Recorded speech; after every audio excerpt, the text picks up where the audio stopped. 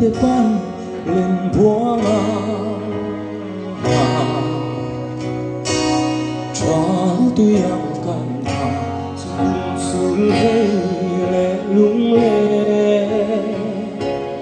đại lệ măng mô thịt lại anh xin ya qua đây dù lệ ra lệ đôi tiếng ô đang ngày lung lệ vang thấy lâu không mê mồ cả lung lại mình thêm cứ cả đông lâu đến thăng gì để ai có dài đắng rồi lên bốn đi rồi khắc quy lung ăn hóa ra chia rong bề lên tôi hoa đến khi dùng quá lâu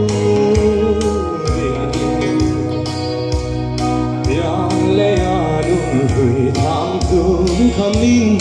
ngày tí đêm cha trắng đi đầm bằng mẹ cũng xui hề tên à đằng lâu âu rồi rồi cần hoa mẹ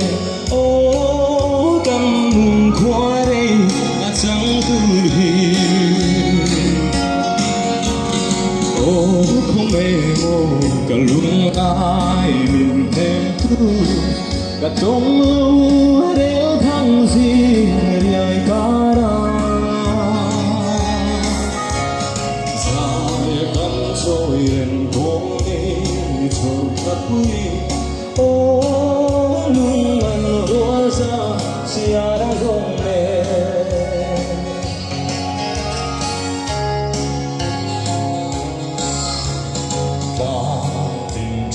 vui lên vang buồn lại thoa trà ta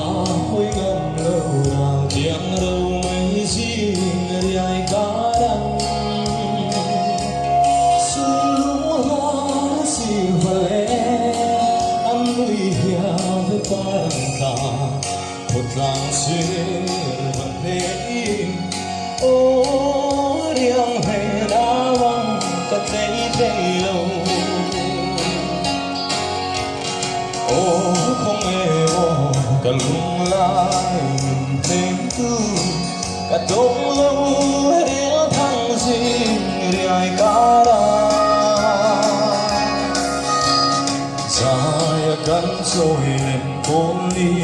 rồi thật vui ô lung ăn róa ra chia rong lệ dài cắn rồi lên bốn ly